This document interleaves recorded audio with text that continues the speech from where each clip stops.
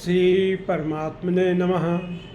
भगवान ने कहा कि जिसका मन तदाकार हो गया, जिसकी बुद्धि तदाकार हो रही है, जिसकी स्थिति परमात्म तत्व में है और जो परमात्म परायण है, ऐसे साधक का ज्ञान जो है, ज्ञान के द्वारा उस पाप रहित हो जाता है और फिर वो परम गति को प्राप्त होता है। दोबारा उसको अधोगति में नहीं जाना पड़ता है। अब भगवान आगे कह रहे हैं कि मतलब जो महापुरुष का ज्ञान होता है, जो ज्ञान सिद्ध महात्मा है, उसका व्यवहार कैसा होता है। तो भगवान कह रहे हैं कि ज्ञानी महापुरुष विद्या विनय युक्त ब्राह्मण में और चांडाल में तथा गाय और हाथी कुत्ते में भी समरूप परमात्मा को देखता है। मतलब हर जगह वो परमात्मा को ही देखता है। भगवान कह रहे हैं विद्या विनय संपन्ने ब्राह्मणे गविहस्तिनि सुनिचो स्वपाके चा पंडिता समदर्शिन। मतलब यहाँ पे उन्होंने कहा ब्राह्मण, ऐसे ब्राह्मण जो विद्या और विनय दोनों से संपन्न हो, मतलब ब्राह्मणत्व की भी उच्चता में अवस्था में हो, उसमें भी वही मतलब जो है उच्चता प्राप्त ब्राह्मण में भी, और वही परमात्मा तत्व देखना है, वही परमात्मा तत्व चांडाल में देखना, हाथी में देखना, कुत्ते में भी देखना, सब जगह भी देखना है। मतलब क्या है, व्यवहार में तो भिन्नता हो सकती है, व्यवहार में विषमता हो सकती है, लेकिन समदर्शी होना पड़ेगा। परमात्मा तत्व को सब जगह देखना पड़ेगा। हाथी की स्वामी जी कहते हैं हाथी की सवारी आप कर सकते हो, कुत्ते की सवारी नहीं कर सकते। गाय का दूध पी सकते हैं, कुतिया का दूध नहीं पिया जाता है, ठीक है। विद्या बने ब्राह्मण से संपन्न ब्राह्मण उसकी पूजा कर सकते हैं, लेकिन चांडाल की पूजा नहीं करेंगे। लेकिन उस सब के बावजूद भी जो परमात्म तत्व है, उस तत्व को देखना ही है। मतलब वो जो ज्ञान सिद्ध महात्मा है, वो उस परमात्म तत्व को सब जगह देखेगा। अब यहाँ पे बात यह सकती है कि भाई कि बिना मतलब दृष्टि में विषमता हुए, बगैर दृष्टि में विषमता हुए जो है उससे व्यवहार में विषमता कैसे करेंगे। भाई दृष्टि में विषमता नहीं होगी तो व्यवहार में विषमता कैसे करेंगे। तो ऐसे ही देखिए, उसका स्वामी जी ने उदाहरण दिया, स्वामी राम सुखदास जी। देखिए सर से लेके पैर तक सब कुछ अपना ही है, सब कुछ अपना ही है, लेकिन सर के साथ जो हम व्यवहार करते हैं वही पैर के साथ नहीं करते हैं।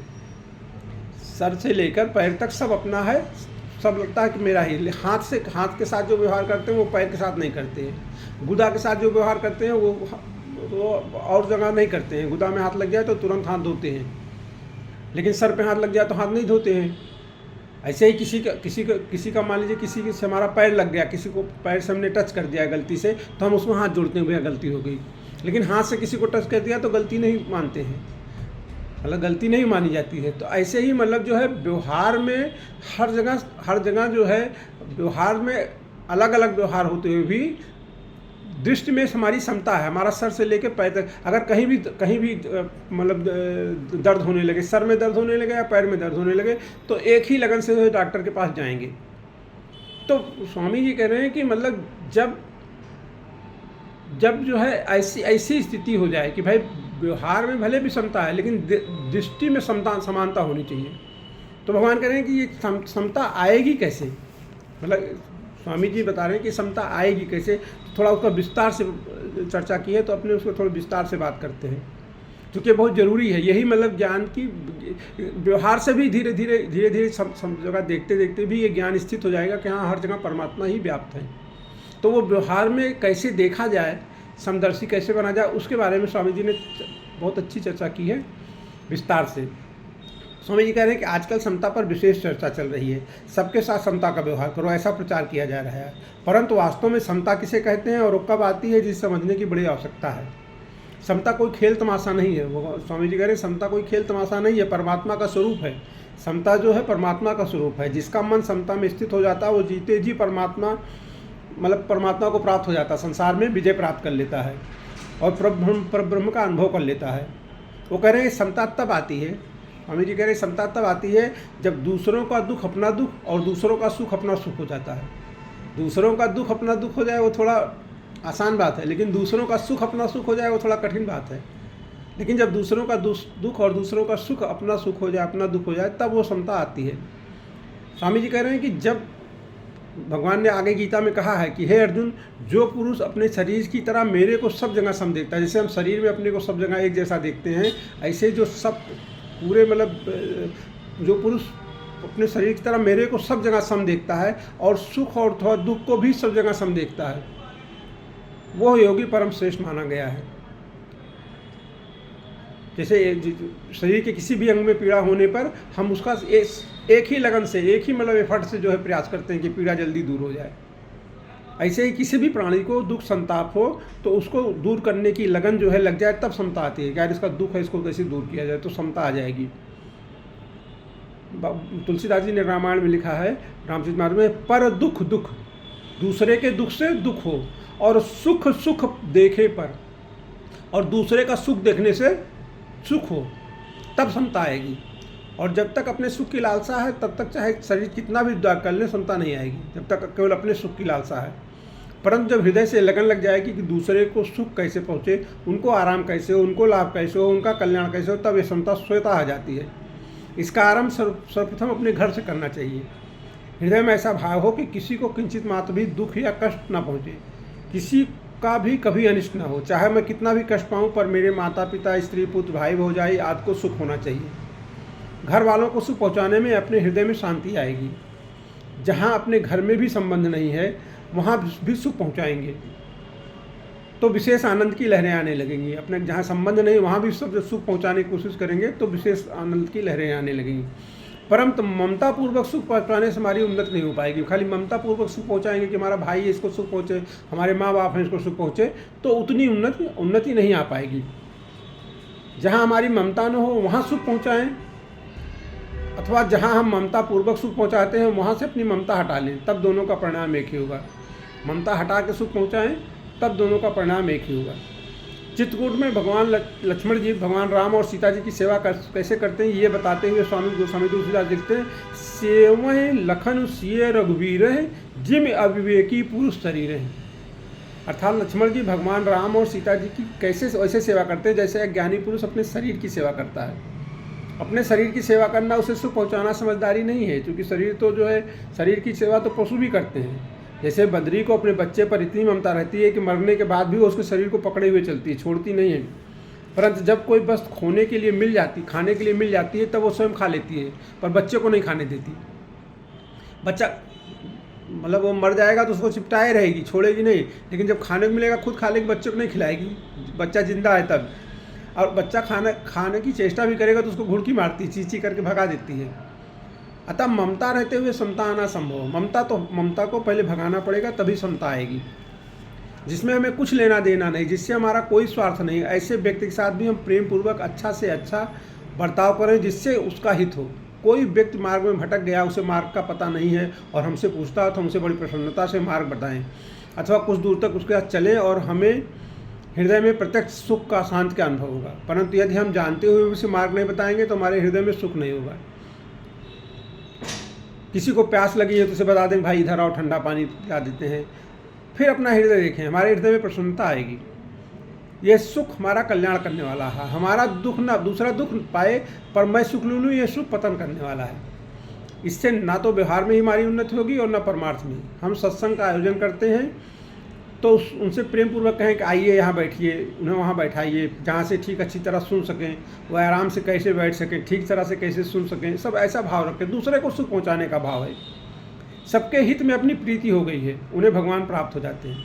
भगवान ने गीता में कहा है कि प्राणी मात्र, भगवान जो है प्राणी मात्र के सुहृद हैं, प्राणी मात्र के सुहृद हैं, मतलब सब वह प्राणी मात्र का पालन पोषण करने वाले हैं। आस्तिक से आस्तिक हो अथवा नास्तिक से नास्तिक, दोनों के लिए भगवान का विधान बराबर है। एक व्यक्ति बड़ा आस्तिक है, भगवान को बहुत मानता है और उन्हें पाने के लिए साधन भजन करता है, और व्यक्ति ऐसा व्यक्ति है कि संसार से भगवान का खाता उठा देना चाहता है।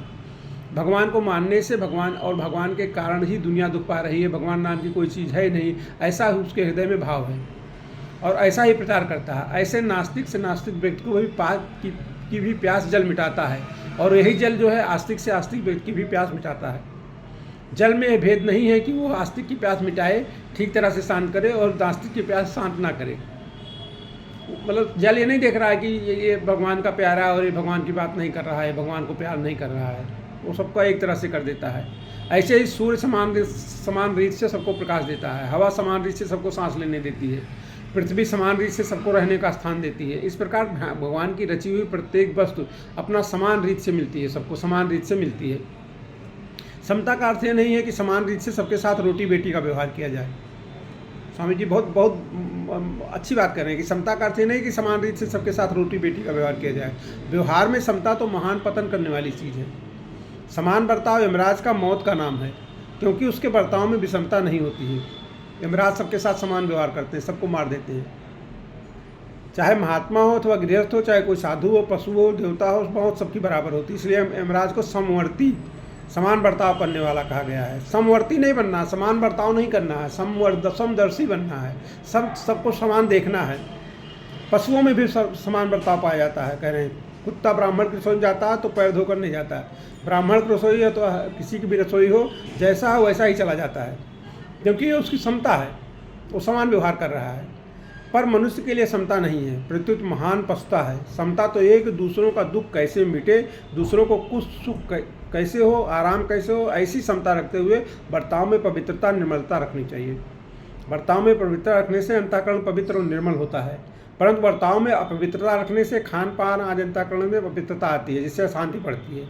केवल बाहर का बर्ताव समान रखना शास्त्र और समाज की मर्यादा के विरुद्ध है। स्वामी जी ऐसा कह रहे हैं, ब्राह्मण उपदेश के द्वारा, क्षत्रिय रक्षा के द्वारा, वैश्य धन संपत्ति द्वारा, आवश्यक वस्तुओं के द्वारा, शूद्र शरीर से परिश्रम करके सभी वर्णों की सेवा करें। इसका अर्थ नहीं कि दूसरे अपने कर्तव्य पालन में परिश्रम न करें, परंतु अपने कर्तव्य पालन में समान रीत से सभी परिश्रम करें। जिसके पास जिस प्रकार की शक्ति, विद्या, वस्तु, कला आदि है, उसके द्वारा चारों वर्णों की सेवा करें, उनके कार्यों में सहायक बने, परंतु चारों वर्णों की सेवा करने में भेदभाव न रखें। आजकल वर्णाश्रम को मिटाकर पार्टीबाजी हो रही है, तो थोड़ा ज़्यादा हो जाएगा।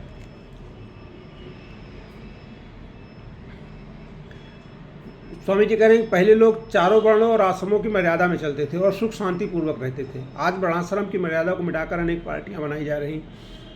थोड़ा मतलब ये क्या है, समाज के मूल बात की क्या है, अपने को क्या करना है कि भाई वो काम करना है जिससे सबको सुख मिले। जब कम से कम हमारे से हम अपने सुख की ना सोच के दूसरों के सुख के बारे में सोचें, दूसरों को दुख ना दें और दूसरों का दुख को कम करने की कोशिश करें। दूसरों के दुख को अपना दुख समझें और उसको उसी हिसाब से उसको कम करने की कोशिश करें और दूसरों के सुख में भागीदारी बने, दूसरों को सुख को बढ़ाएं, दूसरों को सुख देने की का प्रयत्न करें। इससे समता होगी, इससे समता होगी।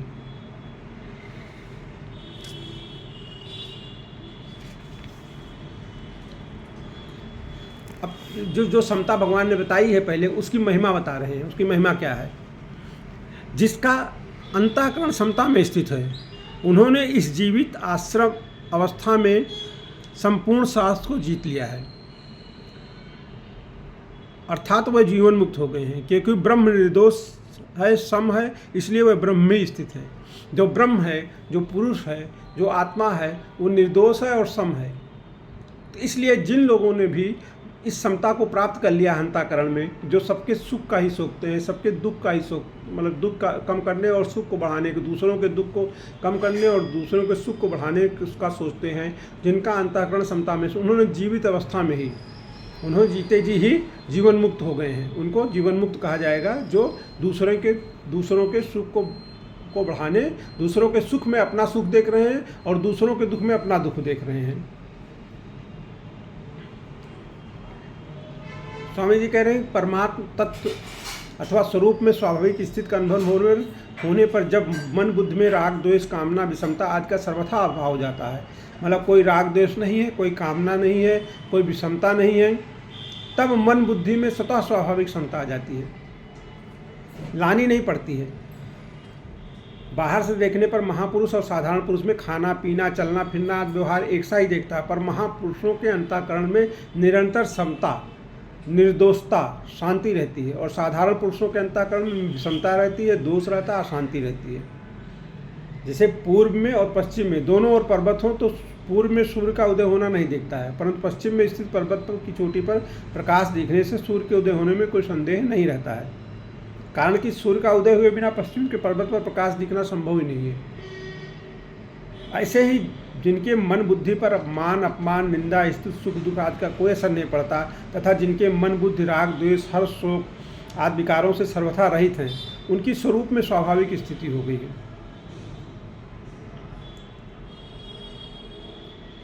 स्वरूप में स्वाभाविक स्थिति जो है, मन बुद्धि में अटल और एक रस समता का रहना संभव ही नहीं है।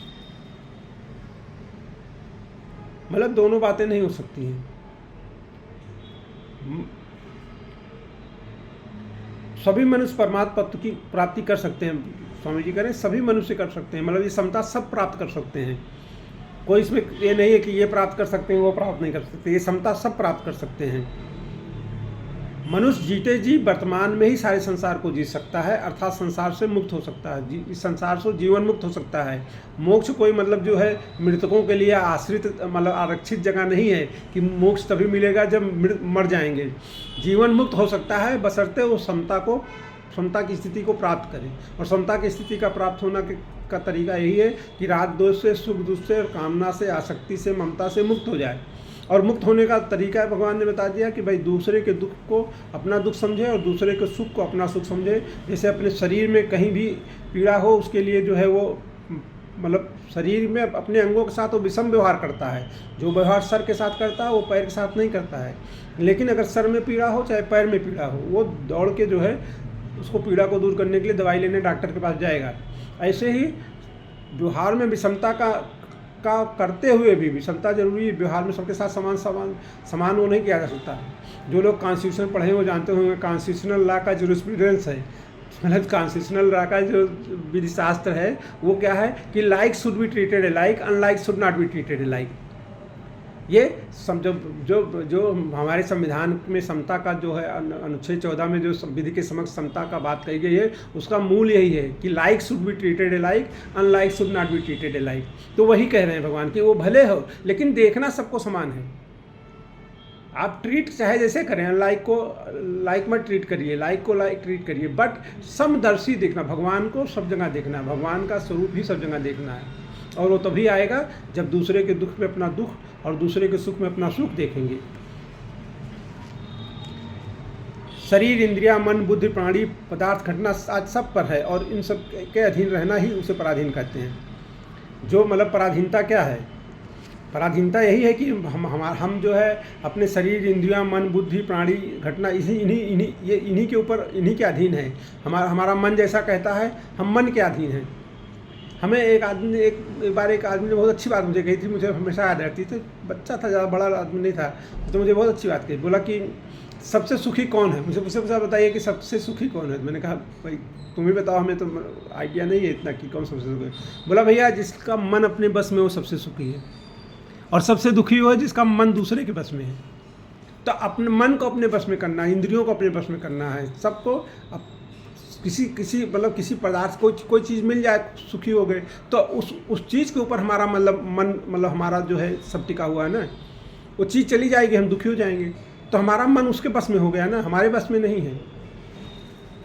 तो उसमें महत्व बुद्धि नहीं रखना है। भगवान ने स्वामी यही करें कि जिसके मन में सांसारिक वस्तुओं की कामना, वो मनुष्य अगर दूसरे प्राणी आदि पर विजय प्राप्त भी कर ले तो भी वो वास्तव में पराजित ही है। कारण कि उन तत्वों में महत्व बुद्धि रखता है ना, और अपने जीवन को उनके अधीन मानता है, तो उसका जीवन तो उसी का अधीन हो गया ना, उसी चीज़ के अधीन हो गया। तो भगवान कह रहे हैं कि जब आप जो है इस समता को प्राप्त कर लेंगे तब आप जो है, ऐसे ही कह रहे हैं कि कामना उत्पन्न ही मनुष्य पराधीन हो जाता है। अगर कुछ पाने की कामना उत्पन्न हो गई, मुझको एक चीज़ प्राप्त करना है, तो उस कामना के अधीन हो गया ना। अब पूरी ताकत, पूरा मन, पूरा प्राण, पूरी शांति, पूरा मतलब सब कुछ उसी के पीछे झोंक देगा आदमी, यार इस कामना की पूर्ति करनी है। तो वही भगवान कह रहे हैं कि भाई इसमें जो है आपको नहीं फंसना है।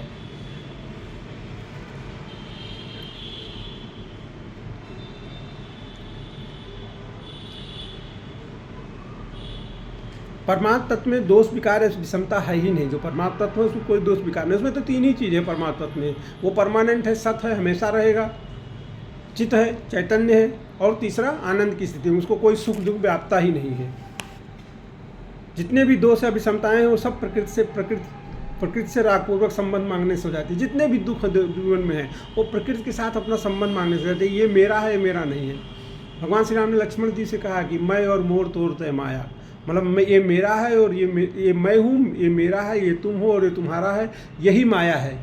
और जब तक ये नहीं मिटेगा तब तक जो है माया नहीं मिटेगी, तब तक परमात्मा तत्व प्रकट ही नहीं होगा, अज्ञान जाएगा ही नहीं। परमात्मा तत्व निर्दोष और सम है, इसलिए जिन महापुरुषों का अंतःकरण निर्दोष और सम हो गया वो परमात्मा तत्व में स्थित है। तो अब क्या है, असत के साथ रहना है, सब कुछ करना है, लेकिन समदर्शी देखना है कि भाई हर जगह वही परमात्मा तत्व, वही जो है सब जगह जो है बिजली के यंत्र चल रहे हैं, लेकिन उस बिजली के यंत्र के पीछे जो है वो कौन है, वो बिजली है। और वो जैसे शरीर मतलब ये संसार के जितने भी यंत्र चल रहे हैं ये सब हम लोग यंत्र हैं संसार के, और ये सब जो चल रहे हैं वो क्यों चल रहे हैं, वो परमात्मा तत्व के कारण चल रहे हैं। तो उसी परमात्मा तत्व को देखना है। यंत्रों का मतलब यंत्रों की महत्ता नहीं है, महत्ता बिजली की है, क्योंकि बिजली के बगैर चलेंगे नहीं ना, बिजली के बगैर वो चलेंगे ही नहीं।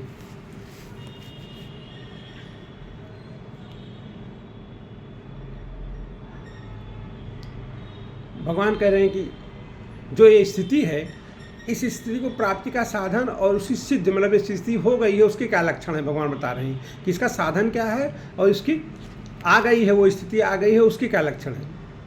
तो भगवान कह रहे हैं कि प्रिय को प्राप्त होकर हर्षित न हो। भगवान कह रहे हैं कि प्रिय को प्राप्त करके हर्षित न हो और अप्रिय को प्राप्त होकर उद्विग्न न हो। वह स्थिर बुद्धि वाला, मूढ़ता रहित, ब्रह्म को जानने वाला मनुष्य ब्रह्म में स्थित है। मतलब किसी प्रिय चीज़ को प्राप्त करके हर्षित नहीं हो गया और किसी अप्रिय चीज़ को प्राप्त करके उद्विग्न नहीं हो गया, वो स्थिर बुद्धि है, क्योंकि बुद्धि उसकी परमात्मा तत्व में है। वो मूढ़ता रहित है, मतलब ज्ञानी है और ब्रह्म को जानने वाला है। क्योंकि ब्रह्म को जानने वाला है इसलिए कि वो मतलब राग द्वेष से मुक्त हो गया है। स्वामी जी कह रहे हैं कि शरीर, इंद्रियां, मन, बुद्धि, सिद्धांत, संप्रदाय, शास्त्र आदि के अनुकूल प्राणी, पदार्थ, घटना, परिस्थिति आदि की प्राप्ति होना ही प्रिय को प्राप्त होना है। मतलब अनुकूल पदार्थ, अनुकूल आदि के अनुकूल मतलब जो शरीर को अच्छा लगे, जो इंद्रियों को अच्छा लगे, जो मन को अच्छा लगे, जो बुद्धि को अच्छा लगे, जो सिद्धांत को अच्छा लगे, जो हमारे संप्रदाय को अच्छा लगे, जो हमारे शास्त्र को अच्छा लगे, उसके अनुकूल अगर कोई प्राणी, कोई पदार्थ, कोई घटना, कोई परिस्थिति आदि हो जाती है तो हम उसको प्रिय मान लेते हैं। और उनके जो प्रतिकूल होता है, जो उनके प्रतिकूल होता है उसको अप्रिय मान लेते हैं। प्रिय और अप्रिय को प्राप्त होने पर ही साधक के अंतःकरण में हर्ष और शोक नहीं होना चाहिए, चाहे प्रिय हो चाहे अप्रिय हो। यहाँ प्रिय और अप्रिय की प्राप्ति का यह अर्थ नहीं है कि साधक के हृदय में अनुकूल या प्रतिकूल प्राणी पदार्थों के प्रति राग या द्वेष है। प्रत्युत यहाँ उन प्राणी पदार्थों की प्राप्ति के ज्ञान को ही अप्रिय प्रिय प्राप्ति की बात कहा गया है। प्रिय अप्रिय की प्राप्ति अथवा अप्राप्ति का ज्ञान होने में कोई दोष नहीं है। वो चीज़ हमें प्राप्त हो गई, वो प्रिय है, ठीक है, तो प्रिय का ज्ञान हो गया कि हाँ प्रिय वस्तु की प्राप्ति हो गई, लेकिन उससे हर्षित नहीं होना है। यह भी ज्ञात हो जाएगा कि अप्रिय वस्तु की प्राप्ति हो गई है, लेकिन उससे हमें उद्विग्न नहीं होना है। प्रियता और अप्रियता का ज्ञान तो अंतःकरण में होता है, अंतःकरण को पता चलेगा कि हाँ मुझे प्रिय है और ये मुझे अप्रिय है, लेकिन उसमें अपने को हर्षित नहीं हो जाना है या उद्विग्न नहीं हो जाना है। पर हर्षित और उद्विग्न करता होता है। हमें प्रिय प्राप्त हो गया, अंतःकरण को लगा हाँ प्रिय है चीज़, ये मुझे अच्छा लगा, ठीक है। मतलब मेरे जैसे इसमें आप थोड़ी बड़े उसमें देखिए, मतलब छोटी चीज़ में देखिए कि मतलब कोई हम जिस संप्रदाय को करते हैं उस संप्रदाय की बड़ी महिमा हो गई तो हमें प्रिय हो गया, मतलब हमको प्रिय लगेगा, लेकिन उससे हमें बहुत हर्षित नहीं हो जाना है। और हम जिस संप्रदाय को मतलब मानते हैं उसकी बड़ी मतलब जो है वो हो गई, मतलब लघुता हो गई, तो हमें बुरा लगेगा, मतलब तो हमें पता चलेगा कि हमें अप्रिय है, लेकिन हमें उसमें उद्विग्न नहीं हो जाना है। वो कह रहे हैं जब तक अहंकार से मोहित अंतःकरण वाला पुरुष प्रकृति के कारणों द्वारा होने वाली क्रियाओं को लेकर मैं करता हूँ ऐसा मान लेता है और हर्षित और उद्विग्न होता रहता है। परंतु जिसका मोह दूर हो गया, जो तत्ववेता है, वो गुण ही गुणों में व्रत रहा है। प्रकृति के गुण में ही गुण, मतलब जैसे क्या हो रहा है कि प्रकृति के गुण ही गुण में खेल रहे हैं, सत रज और तम गुण, ये तीनों आपस में खेल रहे हैं।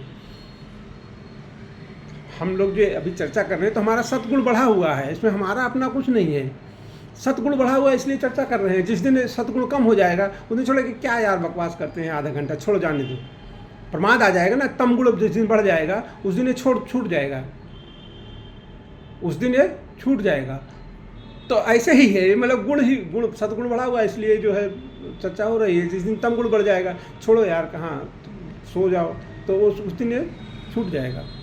स्थिर बुद्धि वाला व्यक्ति होना चाहिए। स्वरूप का ज्ञान स्वयं के द्वारा ही स्वयं को होता है। स्वरूप का ज्ञान किसी के द्वारा किसी को नहीं होता है। स्वरूप का ज्ञान जब होता है तो अपने को पता चल जाएगा, हाँ मेरे को स्वरूप का ज्ञान हो गया। स्वामी रामकृष्ण परमहंस बहुत बढ़िया बात कहते हैं इस बारे में कि स्वरूप के ज्ञान का क्या लक्षण क्या है। कि एक लड़का जो है अपनी माँ से बोला कि सोने जा रहा था, माता जब मेरे को मतलब हाजत आएगी, जब मुझे टॉयलेट आएगी तो मुझे जगा देना। तो बोली बेटा तुमको जब टॉयलेट आएगी तुम्हें जगाना नहीं पड़ेगा, तुम अपने आप जाग जाओगे, तुम अपने आप जान जाओगे कि तुमको टॉयलेट आ गई। ऐसे ही स्वरूप गुरु किसी को बताने की जरूरत नहीं कि मुझे स्वरूप का ज्ञान हो गया है, वो अपने आप पता चल जाएगा उसको। हाँ भाई, चूँकि स्वरूप का ज्ञान स्वयं से स्वयं को होगा तो अपने आप उसको पता चल जाएगा।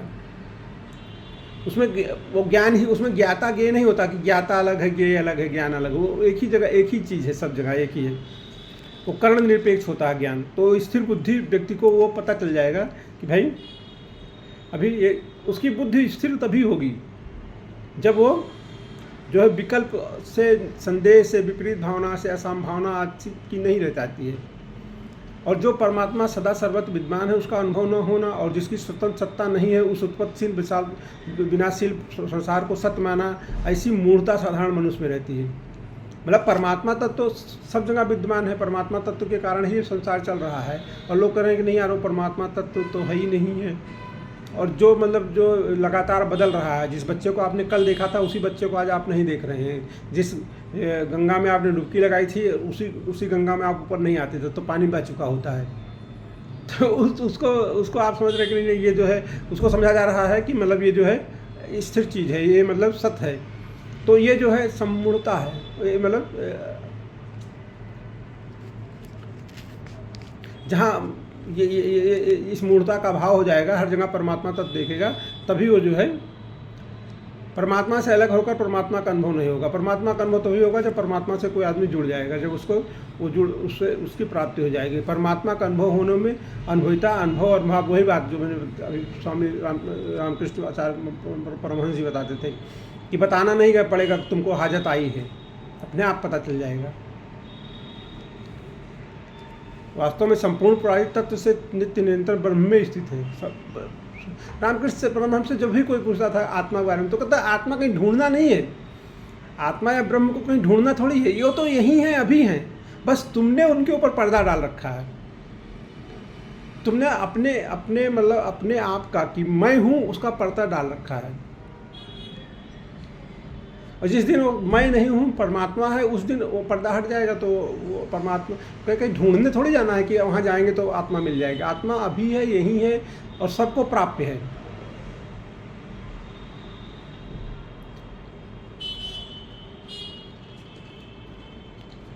भगवान कह रहे हैं, स्वामी रामकृष्ण इसको समझा रहे हैं कि सुसुप्ति और मूर्छा में मनुष्य का शरीर से अज्ञानपूर्वक संबंध विच्छेद हो जाता है। जैसे किसी को मूर्छा आ गई तो अज्ञानपूर्वक उसका शरीर से संबंध विच्छेद हो गया, अर्थात मन अविद्या में लीन हो जाता है। मन को अभी शरीर का पता नहीं है। इन अवस्थाओं में भी मनुष्य को प्रिय और अप्रिय का शारीरिक पीड़ा का ज्ञान ही नहीं रहता है, परंतु जीवन मुक्त महापुरुष का शरीर से ज्ञानपूर्वक संबंध विच्छेद होता है। जैसे किसी को मूर्छा आ जाए, फिर उसका कितना भी ऑपरेशन कर दो उसे कुछ पता नहीं चलेगा, लेकिन ये वो तो अज्ञान के कारण हो गया। उसका अज्ञान के कारण उसका मन जो है शरीर से हट गया है। लेकिन जो ज्ञानी पुरुष होता है उसका क्या है कि ज्ञान के कारण ही मन शरीर को छोड़ देता है, मन जो है शरीर को छोड़ देता है। रमण महर्षि अपने उसमें लिखते हैं कि भाई जब उन्हें पहली बार समाधि का अनुभव हुआ तो उनको ये पता चल गया कि मन जो है धीरे धीरे शरीर को छोड़ दिया है, मन जो है अब शरीर में नहीं रह गया है।